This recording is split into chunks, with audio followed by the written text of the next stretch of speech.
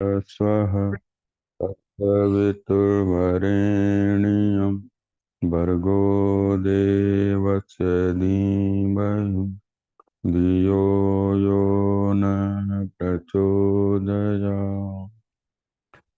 ॐ भूर्भुवः स्वः तत्सवितुर्वरेण्यं भर्गो देवस्य धीमहि धियो यो न प्रचोदयात्। ॐ भूर्भुवः स्वः तत्सवितुर्वरेण्यं भर्गो देवस्य धीमहि धियो यो न प्रचोदयात्। ओम शांति शांति शांति। गुरुर्ब्रह्मा गुरुर्विष्णु गुरुर्देवो महेश्वर गुरुर्साक्षात् परब्रह्म तस्मै श्री गुरवे। या देवी सर्वभूतेषु शक्तिरूपेण संस्थिता नमस्तस्यै नमस्तस्यै नमस्तस्यै नमो नमः।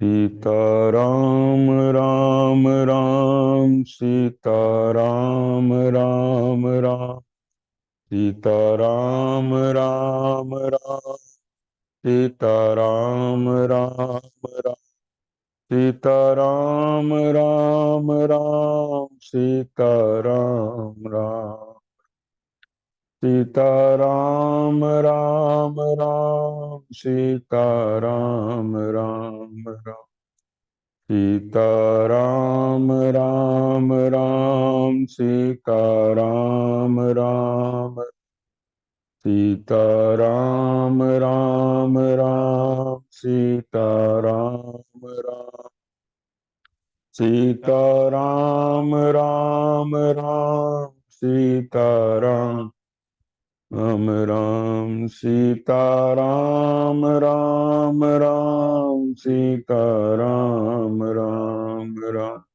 सीताराम राम राम सीताराम राम राम सीताराम राम सीताराम राम राम सीताराम राम राम सीताराम राम सीताराम राम राम सीताराम राम राम सीताराम राम राम सीताराम राम सीताराम राम राम सीताराम राम सीताराम राम राम सीताराम राम राम सीताराम राम राम सीताराम राम। प्रेम से बोलो सियावर रामचंद्र भगवान की जय। पवन सुत हनुमान की। हर हर महादेव।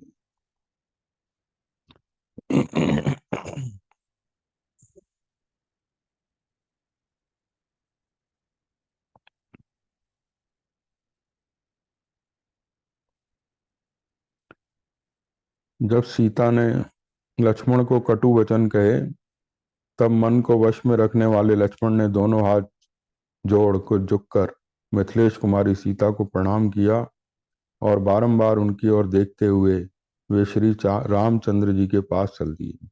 अब वो उनको प्रणाम करते बारंबार देखते जाते हैं कि सीता माता सुरक्षित रहें, क्योंकि उनके मन में भय था कि ये राक्षसों का ही खेल है। ये राक्षस जब फूट रही थी, ये उनका षड्यंत्र था कि मारीच को ऐसा करना है, रावण को अपहरण करना है। ये जो षड्यंत्र में वो सफल हो गए। देखो कितना सावधान रहने वाले राम लक्ष्मण ने 12 बरस बिता दिए वहां पर वनवास में, लेकिन आज थोड़ी सी असावधानी में एक सोने का मृग जो है उसने उसकी लालसा ने पूरा खेल बिगाड़ दिया, है ना। वो सीता जो है एक दुष्टों के हाथ में चली गई।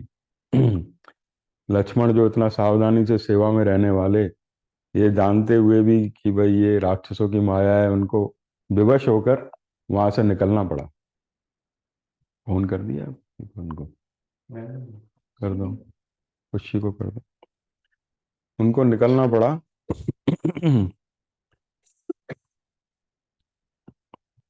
श्री राम जय जय राम, श्री राम जय जय राम, श्री राम जय राम, श्री राम जय राम,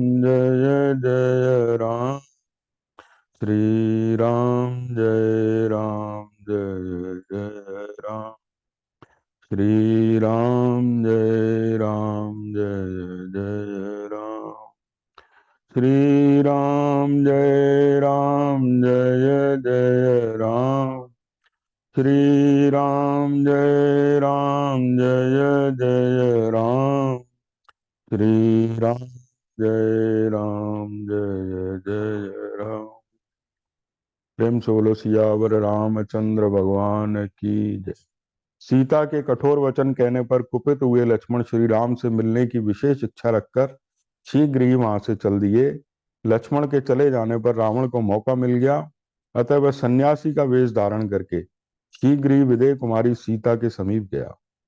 सन्यासी का वेश धारण करके आया है तो दुष्ट, लेकिन वस्त्र कैसे पहने? जो त्याग के प्रतीक हैं, गेरुआ वस्त्र। देखो तभी तो ये वस्त्र बदनाम हुआ। एक बार इंद्र ने भी पहना था, ये पृथु के यज्ञ से घोड़ा चुरा के ले गए थे, है ना, तो वो भी गेरुए वस्त्र में आए थे। ये सन्यासी वेश को बदनाम करने वाले ये रावण और ये इंद्र जैसे लोग हैं, है ना। नहीं तो सन्यासी वेश तो पवित्र है। तो तभी तो वो बच्चों को कहते हैं ना, माएँ कहती हैं अरे खा ले नहीं तो साधु बाबा आ जाएगा। नहीं तो भाई साधु बाबा तो बड़ा महान होते हैं, पवित्र होते हैं। उनको तो ऐसा कहना भी नहीं चाहिए, लेकिन वो ऐसे लोगों की वजह से ही ये सन्यासी चोला बदनाम हुआ। देखो एक बात और भी है कि वेश बाहरी चीज है, आंतरिक चीज है साधुता, है ना। राजा जनक तो राजसी वेश में रहते थे, राजसी ठाट बाट में रहते थे, लेकिन उनका अंतर जो है ना ज्ञान में था। उनका अंतर जो है परमात्मा में स्थित था। तो इसलिए हम बाहर से पैंट शर्ट पहने हुए हैं, लेकिन हमारा अंतर भगवान में है, तो हम सन्यासी हैं।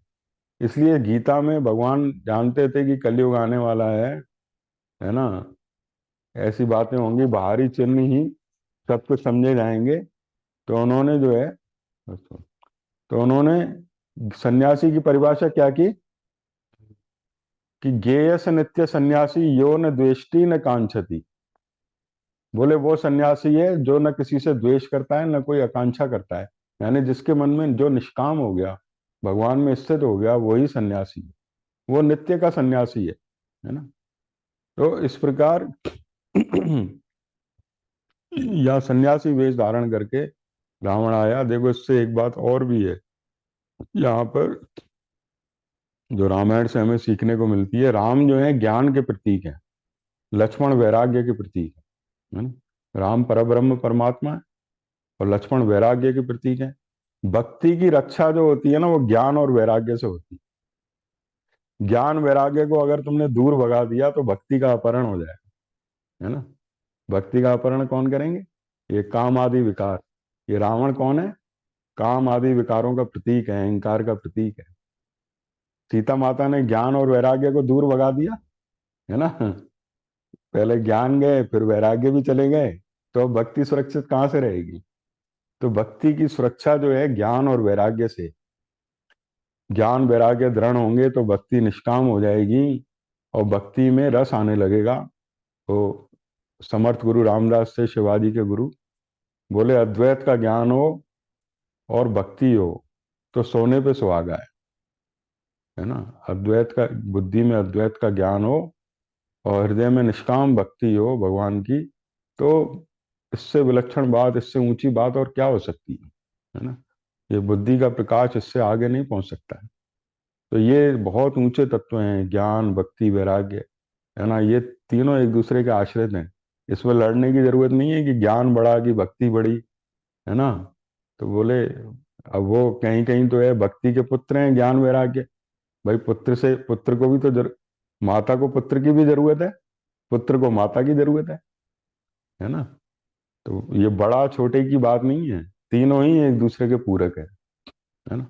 तीनों का जीवन में समावेश होना चाहिए। अब रावण जो है सन्यासी चोले में आता है। वह शरीर पर साफ सुथरा गेरुए रंग का वस्त्र लपेटे हुए था।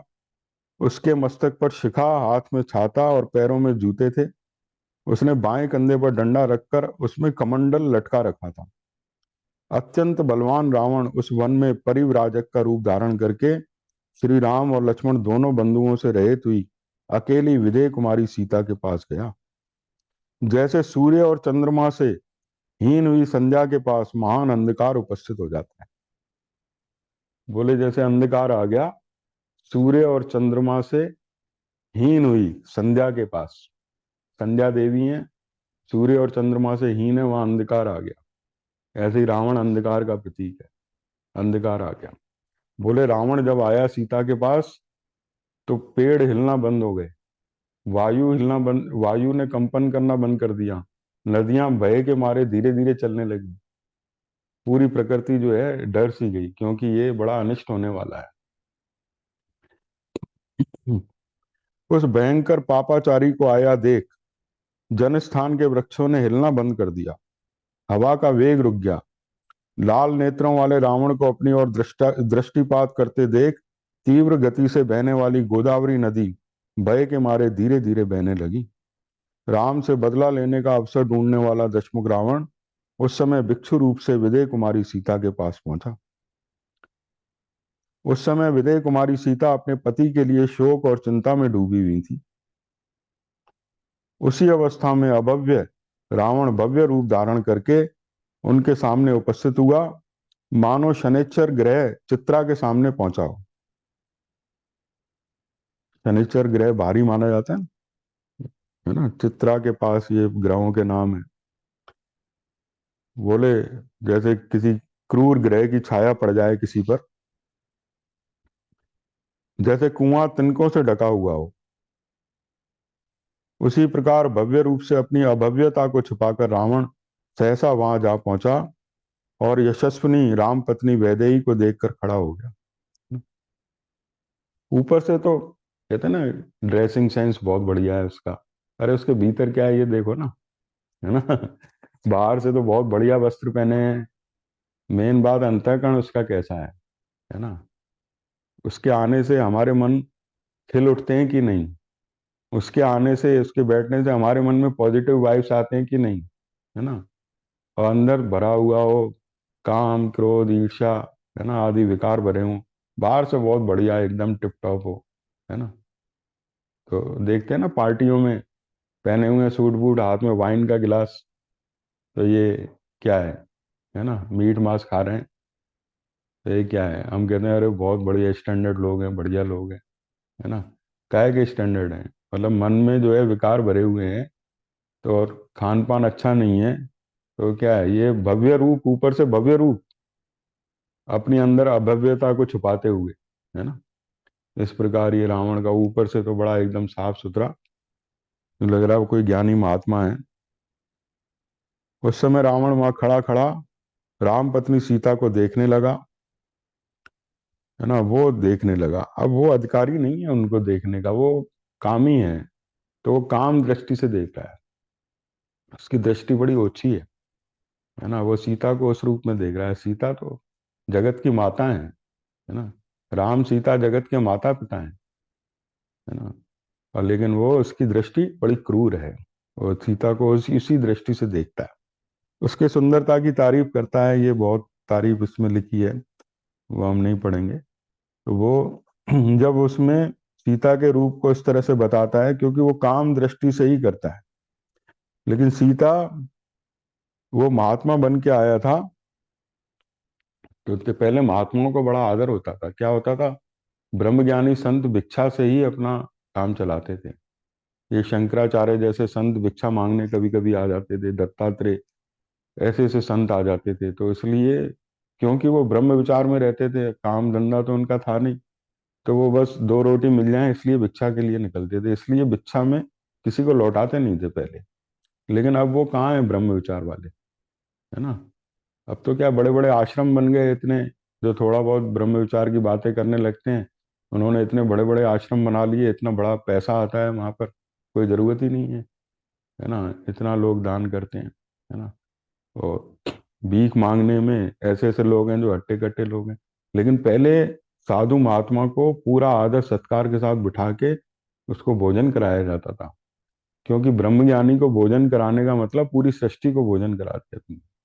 ब्रह्मज्ञानी की इतनी महिमा थी, तो कभी लौटाते नहीं। तो वो उस समय ऐसी बात थी, है ना। सतयुग, ये त्रेता चल रहा है, द्वापर में और ह्रास हुआ, कलयुग में तो बिल्कुल ही ह्रास हो गया, है ना। तो वो सीता तो एक भिक्षुक का रूप धारण करके आया है, सन्यासी का रूप धारण करके आया है। तो उसके लिए फल मूल जो भी थे अपना लेके, जल लेके आई और उसको आदर से बिठाया, सत्कार किया उसका, और उसको फल आदि ग्रहण करने के लिए बोला। लेकिन उसका मन तो कहीं और लगा था।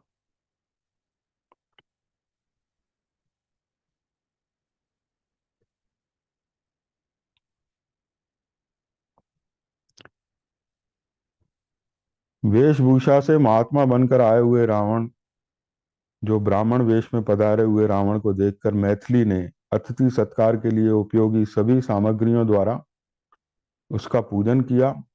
पहले बैठने के लिए आसन दिया, पैर धोने के लिए पाद्य निवेदन किया।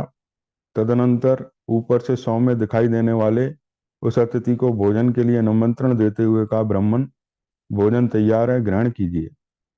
वह ब्राह्मण वेश में आया था, कमंडल और गेरुआ वस्त्र धारण किए हुए था। ब्राह्मण वेश में आए हुए अतिथि की उपेक्षा असंभव थी। उसकी वेशभूषा में ब्राह्मणत्व का निश्चय कराने वाले चिन्ह दिखाई देते थे। अतः उस रूप में आए हुए उस रावण को देखकर मैथिली ने ब्राह्मण के योग्य सत्कार करने के लिए ही उसे निमंत्रण किया। वे बोली, ब्राह्मण, ये चटाई है, इस पर इच्छा अनुसार बैठ जाइए। यह पैर धोने के लिए जल है, इसे ग्रहण कीजिए। यह वन में उत्पन्न हुए उत्तम फल मूल आपके लिए ही तैयार करके रखा गया है, यहाँ शांत भाव से उसका उपभोग कीजिए।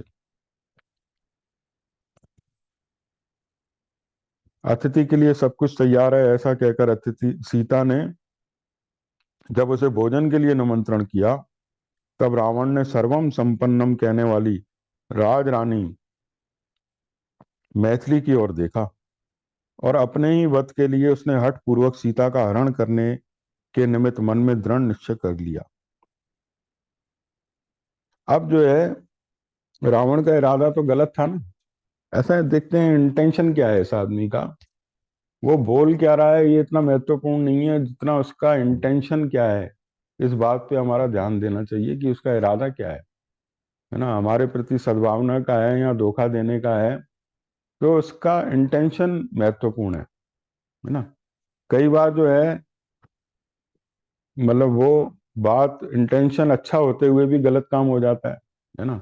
कोई व्यक्ति भीड़ में जा रहा है और किसी स्त्री का स्पर्श हो गया, लेकिन उसका इंटेंशन नहीं था, है ना, तो वो गलत नहीं है। लेकिन जो दूर भी खड़ा है और इंटेंशन उसका गलत काम करने का है, तो वो व्यक्ति बुरा है ना। इरादा उसका अच्छा होना चाहिए। यहाँ इरादा रावण का अच्छा नहीं है ना, भले वेश कैसा भी है। अब वो सीता जो है बार बार, हालांकि अतिथि सत्कार तो कर रही थी, लेकिन वो इंतजार कर रही थी, बार बार उसकी दृष्टि वन की तरफ जाए कि राम लक्ष्मण आते होंगे, बार बार उस तरफ देखे, है ना। तदनंतर सीता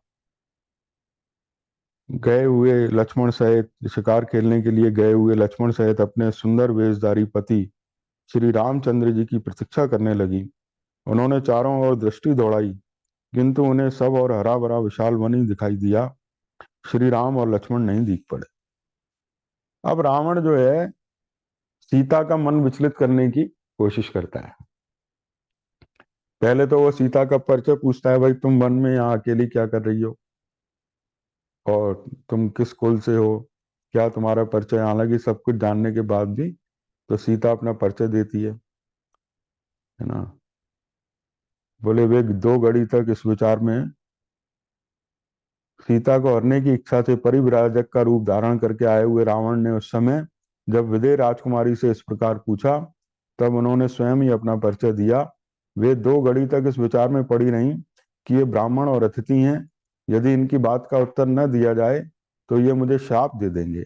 यह सोचकर सीता ने इस प्रकार कहना आरंभ किया। अब देखो, शाप की बात, एक गुरु स्वामी आत्मानंद जी आते थे वहाँ गीता भवन में, तो बोले भाई ये शाप वाप की बात से डरा मत करो तुम, जो आजकल कहते हैं ना श्राप दे दूंगा मैं तुझे। बोले भाई श्राप, जिसने 12 वर्ष तक जीवन में एक भी असत्य न बोला हो, है ना, और जिसका जीवन परम पवित्र हो, उसकी वाणी सत्य होती है। ये आजकल जो लोग ये कहें श्राप दे दूंगा, वरदान दे दूंगा, वही श्राप और वरदान की सामर्थ्य होना। गुरु नानक देव की वाणी में भी आया है, ज्ञानी देता नहीं है, अज्ञानी का लगता नहीं है। है, हाँ, अज्ञानी का लगता नहीं है। ज्ञानी देता नहीं है, हाँ, अज्ञानी का लगता हाँ। नहीं है। पहले तो भाई वो संत महात्मा वो समर्थ थे, श्राप और वरदान की ताकत ये बहुत बड़ी तपस्या से आती है। ज्ञानी जैसे, देते हैं, हाँ, नहीं, ज्ञानी जैसे देते कुछ नहीं। देवता हैं, जैसे वह हनुमान जी हैं, राम है, ये वरदान देने में समर्थ हैं, माँ दुर्गा हैं, ये देवता है ना। इनसे व्यक्ति वरदान मांगता है, वरदान देते भी हैं, तो उनको वो सामर्थ्य प्राप्त है। जैसे भरत को भी एक जगह राम ने कहा है भाई तुम वर देने में समर्थ हो, भरत को भी ये सामर्थ्य थी, भरत भी कोई कम नहीं थे। ऐसे कोई कोई होता है, हनुमान जी को भी ये सामर्थ्य थी, वो तो राम की कृपा से ही, तभी तो हनुमान की पूजा होती है।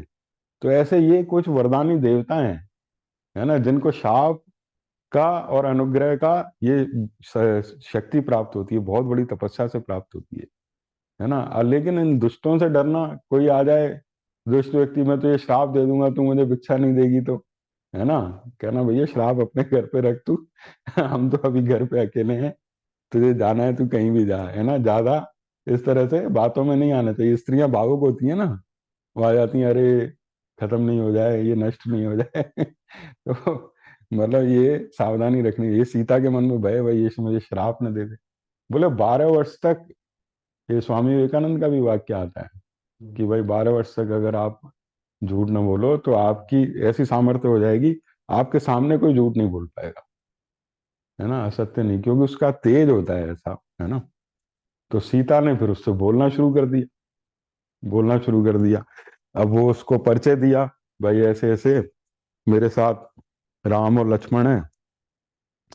ब्राह्मण आपका भलाओ, मैं मिथिला नरेश महात्मा जनक की पुत्री और अवर नरेश श्री रामचंद्र जी की प्यारी रानी हूँ, मेरा नाम सीता है। अब ये पूरा अपना बताया, भाई केकई ने, भाई राज तिलक होने वाला था और केकई ने विघ्न उपस्थित कर दिया, और मेरे जो ससुर थे वो केकई में आसक्त थे, तो उनकी बात मानकर उन्होंने राम को 14 वर्ष के वनवास की आज्ञा दी और भरत को राजगद्दी दी। और मेरे पति धर्म के लिए सब कुछ न्यौछावर करने वाले हैं, वो पिता के वचन को सत्य करने के लिए वन की ओर चले आए। उनके साथ उनके छोटे भाई लक्ष्मण भी उनकी रक्षा के लिए आए हैं, वो अभी फल मूल लेने गए हैं, अभी आते होंगे, तब आप उनसे बातचीत करना। अब वो तो कहाँ उनका इंतजार, वो तो ये मौका ही देख रहा था कि वो जाए, और पूरा परिचय दिया। अब उससे कहता है रावण, कहता है अरे तुम क्यों अपना जीवन खराब कर रही हो, तुम इतनी सुंदर हो, तुम्हें तो रानी होना चाहिए राजमहल की। बोले जो एक स्त्री की बात सुनकर एक वन में चला आया जहां पर हिंसक जंतु रहते हैं, तो वो तो बुद्धि उसकी ऐसे ही है ना। इस तरह की बातें करने लगा, जैसे उसको प्रलोभित करने लगा। बोले मेरी तो सोने की लंका है, अपना रूप भी दिखा दिया, उस रूप में भी आ गया, है ना। बोला मेरी सोने की लंका है, मेरे तो इंद्र मेरी आज्ञा मानते हैं, सूर्य मेरी आज्ञा मानते हैं, चंद्र मेरी आज्ञा मानते हैं, है ना, मैं जहाँ चलता हूँ सब मुझे प्रणाम करते हैं। और तुम्हारे मेरे महल में रहोगी तो इतनी रानियां, तुम सबके ऊपर होके रहोगी, है ना, तुम सबसे मुख्य रानी बन के रहोगी और सब तुम्हारी सेविकाएं होंगी। इस प्रकार प्रलोभन देता है। जैसे आजकल जो देखते हैं ना कि स्त्रियां विचलित होके ये रिश्ते टूट जाते हैं, लोग आकर्षण प्रलोभन देते हैं, भावुक हो जाती हैं, लेकिन पतिव्रता नारी कभी विचलित नहीं होगी। जो वो धर्म पे रहेगी। अब सीता जैसी महान पतिव्रता नारी, उसको क्या इन बातों का प्रभाव। लेकिन जो अ, चरित्र का जो दुर्बल होती हैं, है ना, वो इन बातों में आ जाती हैं कि मेरे को पैसा मिलेगा, महल मिलेगा, गाड़ियां मिलेंगी, है ना, इसका इतना नाम है ना। तो ये इस तरह की बातें सीता को तो विचलित नहीं कर सकती ना।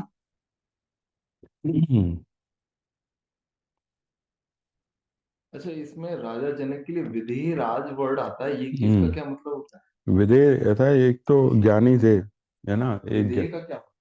विदेह माने जो देह में न रहे, आत्म स्वरूप में रहे, है ना। राजा नमी इनके वंशज थे। वो वो लंबी कथा आती है देवी भागवत में। मतलब वैसे तो विदेह का मतलब यही था कि कि देह का जिसको ध्यान हाँ, जो अपने स्वरूप में रहता है ना, तभी।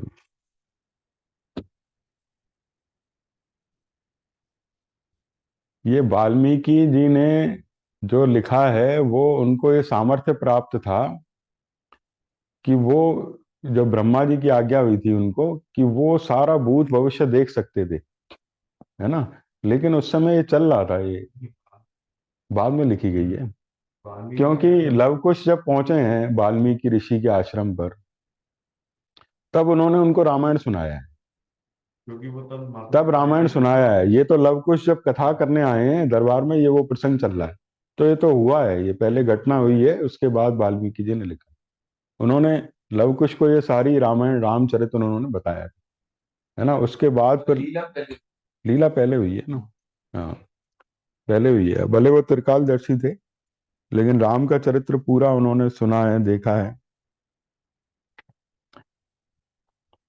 अब इस तरह से रावण कई प्रकार से उसको को दिखाता है, लेकिन सीता जो है क्रोध में आ जाती है। वो देखती है कि इसका इरादा अच्छा नहीं है। वो कहती है कि तेरा तुझ जैसा क्रूर दुर्बुद्धि अजितेंद्रिय जहाँ राजा है, वे सब राक्षस अवश्य ही नष्ट हो जाएंगे। भगवान कुबेर तो संपूर्ण देवताओं के वंदनीय हैं, तू उनको अपना भाई बताता है, फिर ऐसा पाप कर्म कैसे करना चाहता है ना। जब क्रोध में सीता कहती है, इंद्र की पत्नी शची का अपहरण करके संभव है कोई जीवित रह जाए, किंतु राम पत्नी मुझ सीता का हरण करके कोई कुशल से नहीं रह सकता। वज्रधारी इंद्र की अनुपम रूपवती भार्या शची का तिरस्कार करके संभव है कि कोई इसके बाद भी चिरकाल तक जीवित रह जाए, परंतु मेरे जैसी स्त्री का अपमान करके तू अमृत पी ले, तो भी तुझे जीते जी छुटकारा नहीं मिल सकता। सीता के इस वचन को सुनकर प्रतापी दशमुख रावण ने अपने हाथ पर हाथ मारकर शरीर को बहुत बड़ा बना लिया। वह बातचीत करने की कला जानता था, और उसने मिथिलेश कुमारी सीता से फिर इस प्रकार कहना आरंभ किया, मेरी समझ में तुम पागल हो गई हो, इसीलिए तुमने मेरे बल और पराक्रम की बातें अनसुनी कर दी हैं। अरे मैं आकाश में खड़ा हो इन दोनों भुजाओं से सारी पृथ्वी को उठा सकता हूँ, समुद्र को पी सकता हूँ, युद्ध में स्थित हो मौत को भी मार सकता हूँ। काम तथा रूप में उन्मत्त रहने वाली नारी, यदि चाहूं तो अपने तीखे बाणों से सूर्य को भी व्यथित कर दूं, और उस भूतल को भी विदीर्ण कर डालूं। मैं इच्छा अनुसार रूप धारण करने में समर्थ हूं, तुम मेरी ओर देखो, है ना। अब वो इतना ही सामर्थ्य, वो कहते हैं ना, होता तो राम और लक्ष्मण के आगे उठा। अगर इतना ही बगार रहा है तो क्या है, तो कायरता का काम, है ना। वो तुलसीदास जी ने कहा है भाई, ये उसमें बढ़ियाई शब्द आया है रावण के लिए, कि वो बढ़ियाई, जैसे सिंधी में कहते हैं ना बड़ुओ, है ना, गाली देते हैं, गाली दी है उसमें। और बोले जो रावण, हाँ, बढ़ियाई मतलब वो शब्द है, मतलब जैसे एक चोर के लिए या खराब आदमी के लिए प्रयोग होता है। और बोले जो रावण इतना बलशाली, जो पृथ्वी भी कांपती थी, वो भी उस समय ऐसे इधर उधर देख रहा है ना, डर रहा है। क्योंकि जब व्यक्ति नीच काम करने लगता है ना, उसका बल बुद्धि तेज सब चला जाता है ना। पापी के मन में संशय तो रहता ही है, पापी के मन में डर तो रहता ही है ना। ये पर स्त्री का हरण जो कर रहा है, तो ये एक नीच काम है, शास्त्र ने मना किया है ना। तो वो कहते हैं ना कि ये भाई ऐसे नीच काम में प्रवृत्त हुआ तो बल बुद्धि तेज उसके क्षीण हो गए।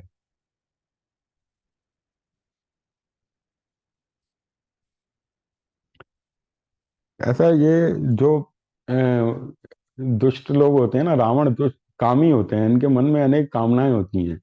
मतलब एक मंदोदरी, उसकी इतनी रानी, इतनी पतिव्रता नारी थी, इतनी सुंदर थी, उसके बाद भी पता नहीं कितनी स्त्रियों को वो हर लाया था।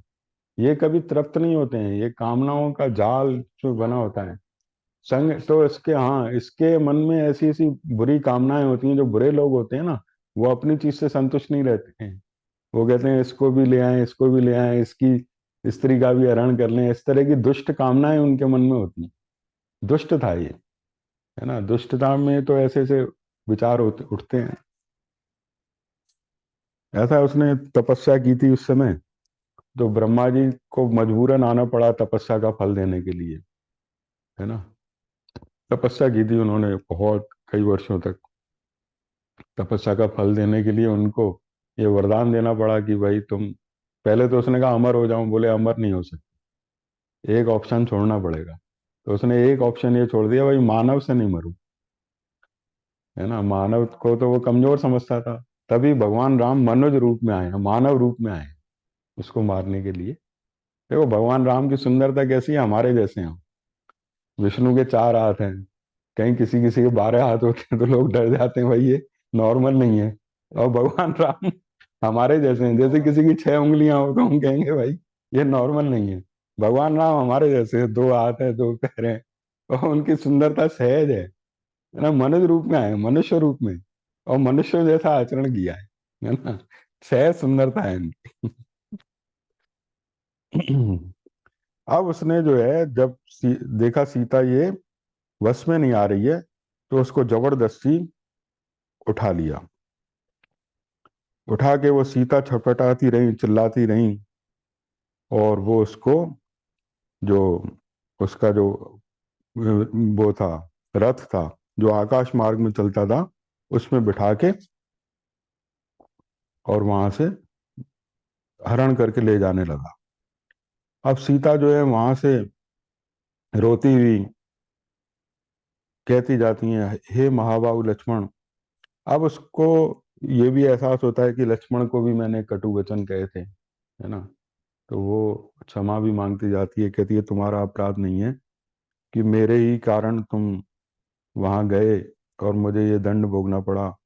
हे महाबाहु लक्ष्मण, तुम गुरुजनों के मन को प्रसन्न करने वाले हो। इस समय इच्छा अनुसार रूप धारण करने वाला राक्षस मुझे हर कर लिए जाता है, किंतु तुम्हें इसका पता नहीं है। हा रघुनंदन, अपने धर्म के लिए प्राणों का मोह, शरीर का सुख तथा राज्य वैभव सब कुछ तुमने छोड़ दिया। यह राक्षस मुझे अधर्म पूर्वक हर कर ले जा रहा है, परंतु आप नहीं देखते हैं। अब तो वो रोती रह जाती है, लेकिन कोई उसकी सुनने वाला नहीं। और रावण वहां से चलता जाता है, चलता जाता है। रास्ते में उसको जटायु दिखाई देते हैं। जटायु पक्षी जो था ना, वहां से दूर रहकर उनकी रक्षा करता था।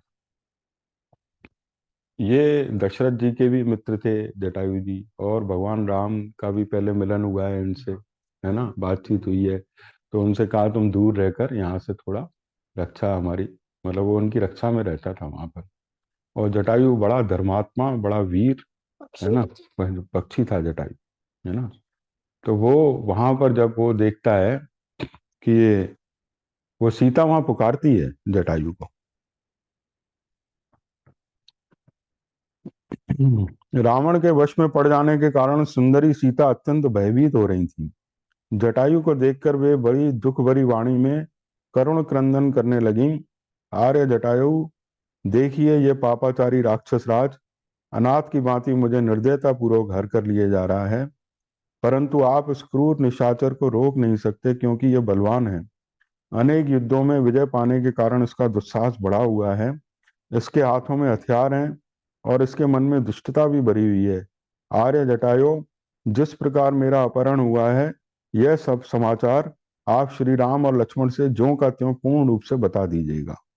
अब वो देखती है कि जटायु बेचारा क्या करेगा, क्योंकि रावण के हाथ में हथियार हैं, ये बलशाली है। तो वो कहती है कि ये समाचार आप राम और लक्ष्मण को बता दीजिएगा कि मेरा इस तरह से हरण हुआ है ना। अब उसके बाद जटायु, पहले तो बहुत, इसमें संवाद बहुत अच्छा है। जटायु ने पहले धर्म की बात बताई है रावण को, फिर उसके साथ युद्ध किया, ये अगले सप्ताह देखेंगे। रघुपति राघव राजा राम, पतित सीताराम। रघुपति राघव राम, पतित पावन सीताराम। सीताराम सीताराम, बज प्यारे मन सीताराम। सीताराम सीताराम, बज प्यारे मन सीता। रघुपति राघव राजा राम, पतित पावन सीताराम। कृष्णाय वासुदेवाय हरये परमात्मने, प्रणतः क्लेशनाशाय गोविन्दाय नमः। त्वमेव माता च पिता त्वमेव बन्धु च सखा, त्वमेव विद्या द्रविणं, त्वमेव सर्वं मम देहि। ॐ पूर्णमदः पूर्णमिदं पूर्णात् पूर्णमुदच्यते पूर्णस्य पूर्णमादाय पूर्णमेवावशिष्यते। ॐ शान्ति शान्ति।